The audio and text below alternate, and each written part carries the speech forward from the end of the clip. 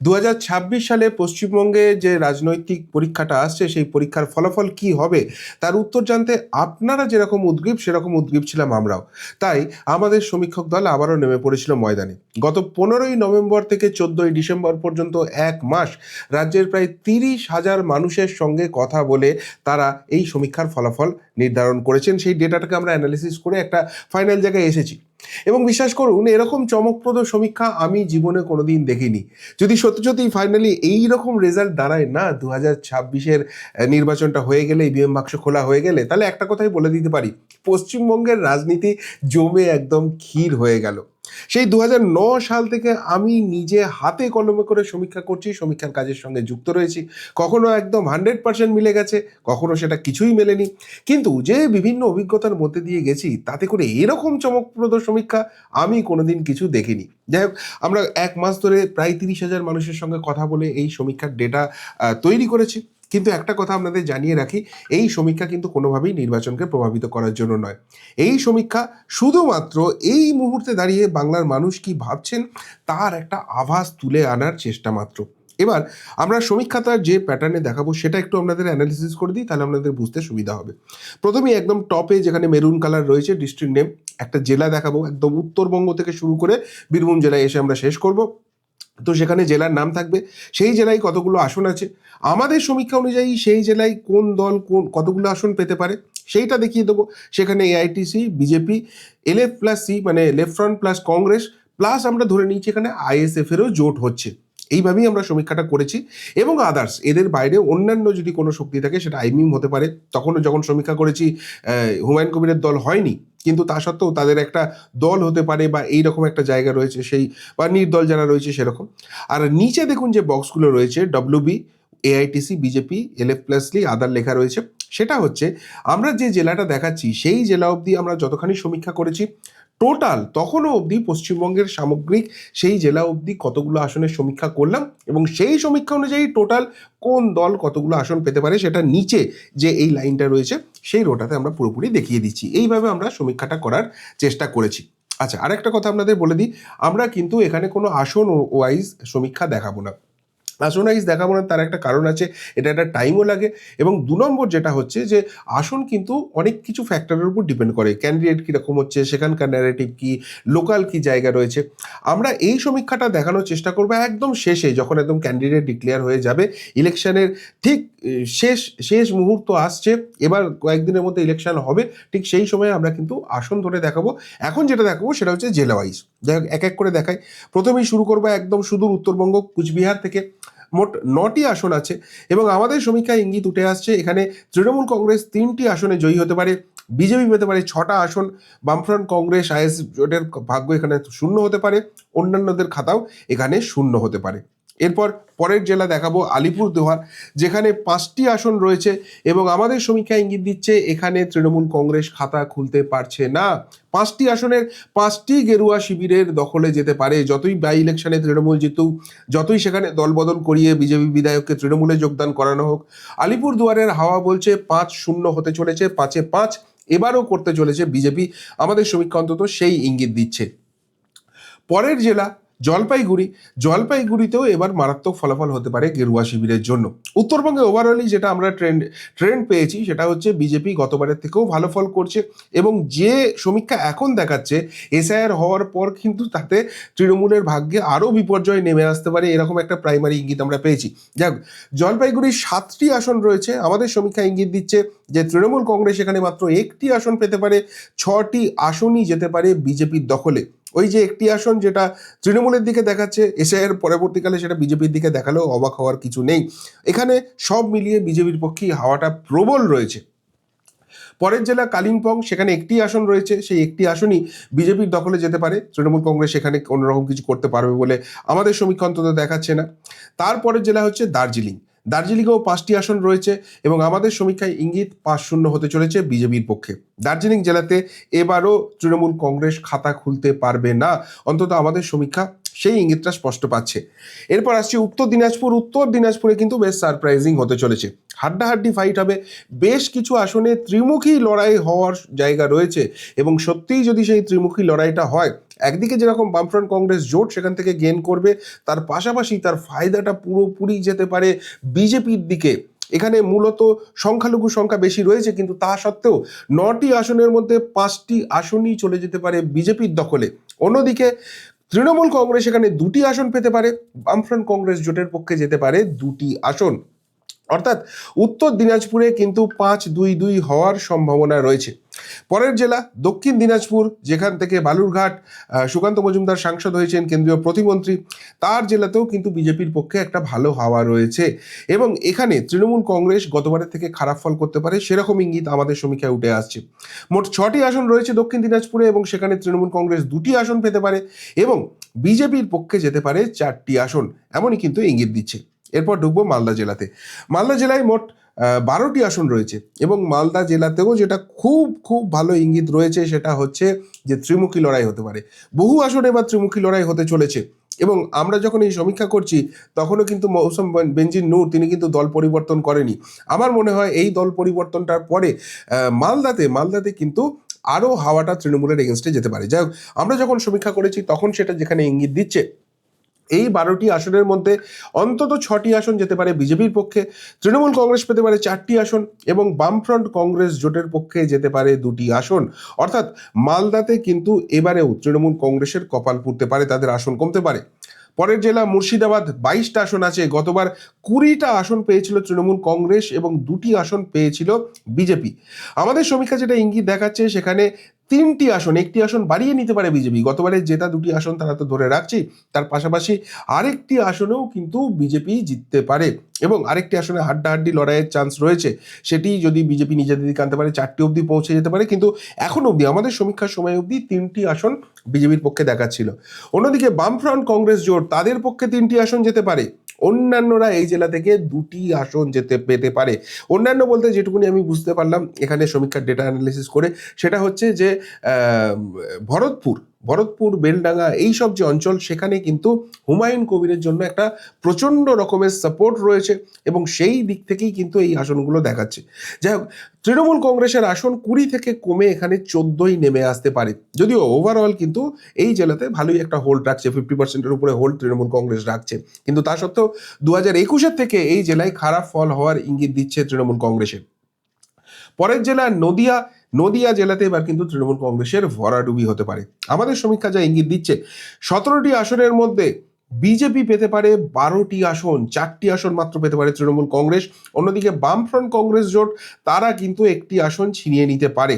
এই জেলা থেকে এমন একটা ইঙ্গিত আমাদের সমীক্ষায় উঠে আসছে। পরের জেলা উত্তর 24 পরগনা, পশ্চিমবঙ্গের উত্তরপ্রদেশ বলা হয় যাকে, সব থেকে বেশি বিধানসভা রয়েছে, 33টা আসন রয়েছে এবং সেখানে হাড্ডাহাড্ডি লড়াইয়ের ইঙ্গিত, কিন্তু হাড্ডাহাড্ডি লড়াই হলো এজ থাকছে বিজেপির দিকে। বিজেপি কিন্তু এবারে দুর্দান্ত ফলাফল করতে পারে উত্তর 24 পরগনা জেলায়। 33টা আসনের মধ্যে তৃণমূল কংগ্রেস পেতে পারে 15টা আসন, বিজেপির পক্ষে যেতে পারে 17টা আসন, বামফ্রন্ট কংগ্রেস আইএসএফ এর জোট এখান থেকে একটি আসন ছিনিয়ে নিতে পারে, এমন ইঙ্গিত আমাদের সমীক্ষায় উঠে আসছে। পরের জেলা সাউথ 24 পরগনা, যেটা বেসিক্যালি আমার নিজের জেলা এবং এটা তৃণমূল কংগ্রেসের দুর্ভেদ্য দুর্গ, কিন্তু দুর্ভেদ্য দুর্গ হলেও সেই দুর্গে এবার ছিদ্র হতে চলেছে। গতবার 31টি আসনের মধ্যে 30টাই জিতেছিল তৃণমূল কংগ্রেস, একটি মাত্র আসন ভাঙর আইএসএফ জয়ী হয়েছিল নওশাদ সিদ্দিকী এবং এবারে অভিষেক বন্দ্যোপাধ্যায় বলে দিয়েছেন যে এখানে কিন্তু 31-এ 31 করতে হবে। কিন্তু আমাদের সমীক্ষায় যেটা ইঙ্গিত উঠে আসছে, এই জেলায় ওভারঅল দুর্দান্ত ফলাফল করছে তৃণমূল কংগ্রেস, তবুও 2021-এর থেকে তাদের খারাপ ফল হতে পারে। 31-এর মধ্যে 25টি আসন যেতে পারে তৃণমূল কংগ্রেসের পক্ষে, অন্তত 4টি আসন যেতে পারে বিজেপির পক্ষে, বামফ্রন্ট কংগ্রেস জোটের দিকে যেতে পারে, বামফ্রন্ট কংগ্রেস আইএসএফ, বারবারই এই কথাটা বলছি, আইএসএফকেও কিন্তু এই জোটে ধরা আছে, তাদের পক্ষে যেতে পারে 2টি আসন এবং বিজেপির পক্ষে যে 4টি আসন দেখাচ্ছে এগুলোর নামে সাউথ 24 পরগনা হলেও কলকাতা কেন্দ্রিক যে জায়গাগুলো রয়েছে সেইখানে কিন্তু বিজেপির এই আসনগুলো দেখাচ্ছে। সাউথ 24 পরগনার যে গ্রামীণ জায়গাটা রয়েছে সেখানে কিন্তু তৃণমূল কংগ্রেস এখনো নিজেদের দুর্ভেদ্য দুর্গ করে রেখেছে, সেই দিকে কিন্তু খুব একটা কিছু করার মতো জায়গায় এখনো বিজেপি সংগঠন বা কোনো কিছুই করতে পারেনি। এরপর আসছি কলকাতা।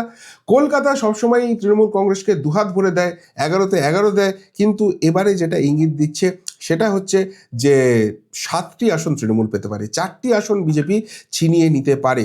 তবে সব থেকে যেটা গুরুত্বপূর্ণ, যেটা আমারও পার্সোনাল ইন্টারেস্ট ছিল, বিজেপি বারবারই বলছে ভবানীপুর ছিনিয়ে নেবে, না আমাদের সমীক্ষায় কিন্তু সেরকম কোনো ইঙ্গিত উঠে আসেনি।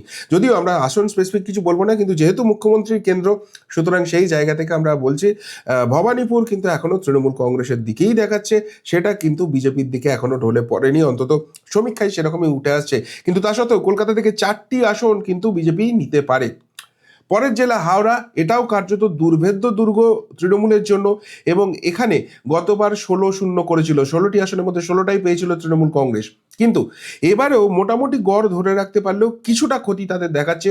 তৃণমূল কংগ্রেস 16টার মধ্যে 13টা আসন পেতে পারে, বিজেপির পক্ষে যেতে পারে 2টি আসন, বামফ্রন্ট কংগ্রেস আইএসএফ জোট এখান থেকে 1টি আসন ছিনিয়ে নিতে পারে, আমাদের সমীক্ষা সেইটা দেখাচ্ছে। এরপর হুগলি জেলাতে এবারে বিজেপি মারাত্মক ফলাফল করতে পারে, যদিও হুগলি জেলাতে প্রচুর গোষ্ঠী কন্দলের একটা ছবি উঠে আসছে এবং সেই জায়গা থেকে মানুষ কিছুটা কনফিউজ। এই গোষ্ঠী কন্দল যদি ভোটের আগে মেটাতে না পারে তাহলে হুগলি জেলাতে বিজেপির কপাল পুড়তে পারে, কিন্তু যদি এই গোষ্ঠী দ্বন্দ্বটা মিটিয়ে নিতে পারে, হুগলি জেলা এবার কিন্তু দুহাত ভরে বিজেপিকে দেওয়ার জন্য তৈরি হয়ে আছে। 18টি আসন রয়েছে, তার মধ্যে আমাদের সমীক্ষায় ইঙ্গিত তৃণমূল কংগ্রেস পেতে পারে মাত্র 5টি আসন, 12টি আসন যেতে পারে বিজেপির দিকে, 1টি আসন যেতে পারে বামফ্রন্ট কংগ্রেস আইএসএফ জোটের দিকে। পরের জেলা খুব ইন্টারেস্টিং, পূর্ব মেদিনীপুর, শুভেন্দু অধিকারীর জেলা। 16-0 করার হুমকি দিয়েছিলেন মাননীয় বিরোধী দলনেতা, কিন্তু আমাদের সমীক্ষায় ইঙ্গিত দেখাচ্ছে 16-0 হওয়ার মতো জায়গা এখনো তৈরি হয়নি। খুব ভালো ফল করতে পারে বিজেপি এখানে, 12টি আসন তারা ছিনিয়ে নিতে পারে, কিন্তু 4টি আসন সেটা যেতে পারে তৃণমূল কংগ্রেসের দিকে, অর্থাৎ 16-0 সেটা করার মতো জায়গায় নেই। এবং সব থেকে যেটা গুরুত্বপূর্ণ, যে লোকসভায় যে ফলাফল ছিল 15-1 ছিল, সেখান থেকে কিন্তু বিজেপি এখানে ডিটোরিয়েট করছে, এমনটাই কিন্তু দেখাচ্ছে এখানে। এরপর পশ্চিম মেদিনীপুর জেলা, গতবার এখানে খুব ভালো ফলাফল করেছিল তৃণমূল কংগ্রেস, এবারেও ভালো ফলাফল করার ইঙ্গিত কিন্তু বিজেপি গ্রিপটা অনেকটা বাড়াচ্ছে, সেই ইঙ্গিত আমাদের সমীক্ষা দিচ্ছে। 15টি আসনের মধ্যে 10টি আসন পেতে পারে তৃণমূল কংগ্রেস, 5টি আসন যেতে পারে বিজেপির পক্ষে, অর্থাৎ পশ্চিম মেদিনীপুরে কিন্তু গেরুয়া শক্তি ক্রমশ ঘুরে ঘুরে দাঁড়াচ্ছে। এরপর ঝাড়গ্রাম জেলা, সব থেকে প্যাথেটিক ফল হতে চলেছে বিজেপির জন্য, যে জেলাতে 4টি আসন রয়েছে, 4টেই তৃণমূল কংগ্রেসের দিকে যেতে পারে, এবং এর কারণ হচ্ছে বিজেপির কিছু স্পেসিফিক নেতা, তাদের বিরুদ্ধে স্থানীয় বিশেষ করে আদিবাসী সম্প্রদায়ের মানুষের প্রচণ্ড প্রচণ্ড ক্ষোভ রয়েছে, তারা যেভাবে কাজ করেছেন সেই ক্ষোভটার খেসারত কিন্তু বিজেপিকে দিতে হচ্ছে। ফলে ঝাড়গ্রাম জেলাতে তৃণমূল কংগ্রেসেরও ইন্টারনালি বহু প্রবলেম থাকলেও এই যে বিজেপির কিছু নেতার উপর ক্ষোভ রয়েছে, সেটাকে কাজে লাগিয়ে এবারও ঝাড়গ্রামে 4-0 হতে পারে তৃণমূল কংগ্রেসের পক্ষে, আমাদের সমীক্ষায় সেই ইঙ্গিত উঠছে। এরপর পুরুলিয়া জেলাতে কিন্তু বিজেপি এবারে ভালো ফল করতে পারে, মোটামুটি 21-এর ফলাফলটাই এখানে থাকছে, খুব একটা রদবদল হওয়ার চান্স এখানে নেই, মার্জিন হয়তো এদিক ওদিক হতে পারে, কিন্তু আসুন মাইশ মোটামুটি 21-এ যা ফল হয়েছিল 26-এও সেই ফল হতে চলেছে, এখানে সেরকমই আমাদের সমীক্ষায় উঠে আসছে। 9টি আসনের মধ্যে 3টি যেতে পারে তৃণমূল কংগ্রেসের দিকে, 6টি আসন পেতে পারে বিজেপি। পরের জেলা বাঁকুড়া, খুব ইন্টারেস্টিং, অনেকগুলো আসন, খুব হাড্ডাহাড্ডি ফাইটের একটা ইঙ্গিত দিচ্ছে, কিন্তু তা সত্ত্বেও এখানে এজ থাকতে চলেছে পুরোপুরি বিজেপির দিকে। 12টি আসনের মধ্যে 4টি আসন পেতে পারে তৃণমূল কংগ্রেস, 8টি আসন যেতে পারে বিজেপির পক্ষে। এরপর আসছি পূর্ব বর্ধমান জেলা, অর্থাৎ আমার গ্রামের জেলা, আমি আমার গ্রামের বাড়ি যে জেলাতে, সেইখানে 16-0 করেছিল 2021 সালে তৃণমূল কংগ্রেসের দুর্ভেদ্য দুর্গ, এবারও তৃণমূল কংগ্রেস এখানে দুর্দান্ত ফলাফল করতে চলেছে, আমাদের সমীক্ষায় সেই ইঙ্গিত দিচ্ছে, কিন্তু বিজেপি কিছুটা আশা জাগাচ্ছে। 16টার মধ্যে 14টা আসন পেতে পারে তৃণমূল কংগ্রেস, 2টি আসন যেতে পারে বিজেপির দিকে, যদিও ওই 2টি আসন খুব ক্লোজ ফাইট দেখাচ্ছে, ক্যান্ডিডেট যদি ঠিকঠাক সিলেকশন না হয় তাহলে কিন্তু এই 2টি আসনও তৃণমূলের দিকে চলে যেতে পারে। পূর্ব বর্ধমান জেলায় যতগুলো জেলায় সমীক্ষা করলাম, সব থেকে খারাপ সাংগঠনিক অবস্থা রয়েছে, এই ছবিটা কিন্তু খুব ভাগাচ্ছে। বিজেপির পক্ষে প্রচুর হাওয়া রয়েছে, গ্রামাঞ্চলেও প্রচুর হাওয়া রয়েছে, কিন্তু সাংগঠনিক জায়গা, নিজেদের মধ্যে দ্বন্দ্ব, এইটা কিন্তু বিজেপিকে পূর্ব বর্ধমানে ভোগাবে, আমাদের সমীক্ষা কিন্তু সেরকমই ইঙ্গিত দিচ্ছে। পশ্চিম বর্ধমান জেলায় 9টি আসন রয়েছে, হাড্ডাহাড্ডি ফাইট হবে, এবং সেই জায়গা থেকে তৃণমূল কংগ্রেস 4টি আসন, বিজেপি 5টি আসন জিততে পারে। তবে সবথেকে যে গুরুত্বপূর্ণ রয়েছে শাসক দলের এক অত্যন্ত গুরুত্বপূর্ণ মন্ত্রী রয়েছেন এই জেলায়, তিনি কিন্তু হেরে যেতে পারেন। আমাদের সমীক্ষায় সেই ইঙ্গিত উঠে আসছে। এবার আসছে একদম শেষ জেলা, বীরভূম কেষ্টমণ্ডলের জেলা। 2024 কেষ্টমণ্ডল জেলে ছিল, কিন্তু তা সত্ত্বেও এখানে তৃণমূল কংগ্রেস দারুণ ফল করে 2টি লোকসভায় যেতে। এবারে যেটা দেখাচ্ছে, বিজেপি কিছুটা গ্রিপ তৈরি করতে পারছে, এবং যদি ঠিকঠাক ভোট হয়, যেভাবে সংগঠন এখনো অবধি যাচ্ছে, তাতে 11টি আসনের মধ্যে তৃণমূল কংগ্রেস 7টি আসন পেতে পারে, 10 থেকে কমে 7 হচ্ছে, এবং বিজেপি 1 থেকে বেড়ে 4টি আসন হতে পারে। অর্থাৎ বীরভূম জেলাতেও কিন্তু একটা বেশ ভালো ফাইট দেখা যেতে পারে, কিন্তু তা সত্ত্বেও তৃণমূল গড় কিন্তু অনেকটাই রক্ষা করবে। এই গেল সামগ্রিকভাবে ফলাফল। এবার 294টা আসন, আমাদের সমীক্ষা যেটা ইঙ্গিত দিচ্ছে, কেউ ক্লিয়ার মেজরিটি পাচ্ছে না, কোনো দল ক্লিয়ার মেজরিটি পাচ্ছে না 294টা আসনের ফলাফল থেকে। একক বৃহত্তম দল হতে চলেছে তৃণমূল কংগ্রেস, 145 আসন তাদের ভাগ্যে যেতে পারে, এবং তাদের ঘাড়ের কাছে একদম নিঃশ্বাস ফেলতে চলেছে বিজেপি, 134 আসন পৌঁছে যেতে পারে বিজেপি।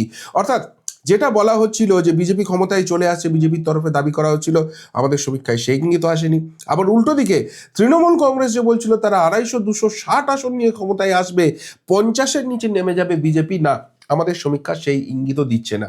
কিন্তু একটা মজার ব্যাপার দেখুন, একক বৃহত্তম দল হলেও 145-এ গিয়ে থেমে যেতে পারে তৃণমূল কংগ্রেস। সংখ্যাগরিষ্ঠতা পেতে গেলে 148 চায়, অর্থাৎ এক্ষেত্রে তৃণমূল একক ক্ষমতায় সরকার গড়ার মতো জায়গায় থাকছে না, ঘাড়ের কাছে নিঃশ্বাস ফেলবে বিজেপি। এবার সব থেকে মজার ইকুয়েশন হতে চলেছে বামফ্রন্ট কংগ্রেস, আইএসএফ এবং অন্যান্যদের দুজনও যদি সাপোর্ট করে দেয় তৃণমূল কংগ্রেসকে, তাহলেও 147-এ পৌঁছচ্ছে, ক্লিয়ার মেজরিটি হচ্ছে না। অর্থাৎ এক্ষেত্রে বামফ্রন্ট কংগ্রেস, আইএসএফ এর যে জোট রয়েছে, সেই জোট থেকে কিন্তু কিছু সাহায্য পেতে পারে।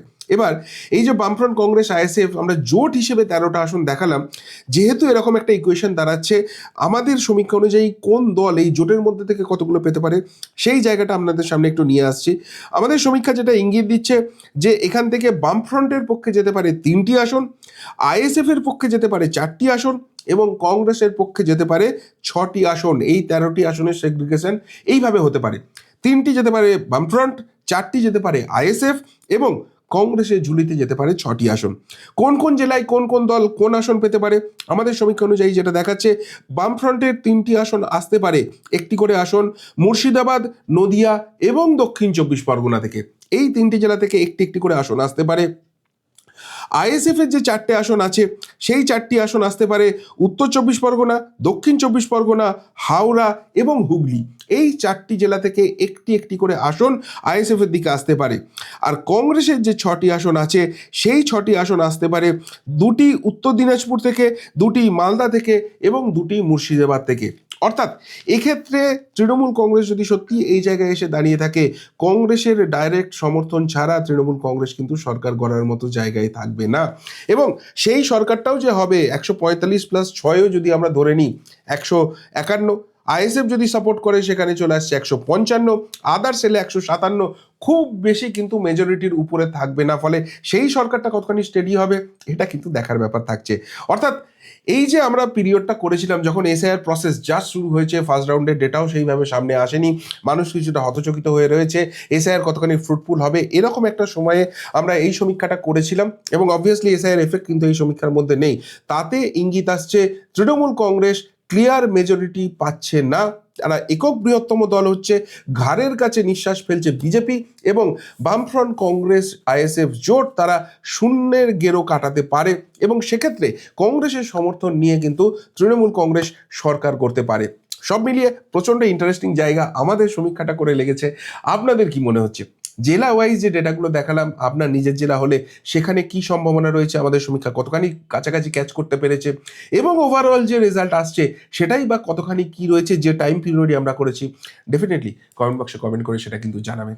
এখনকার মতো এখানেই শেষ করলাম, ফেরত আসছি নতুন প্রতিবেদন নিয়ে খুব তাড়াতাড়ি। ভালো থাকবেন, সাথে থাকবেন, পাশে থাকবেন। নমস্কার।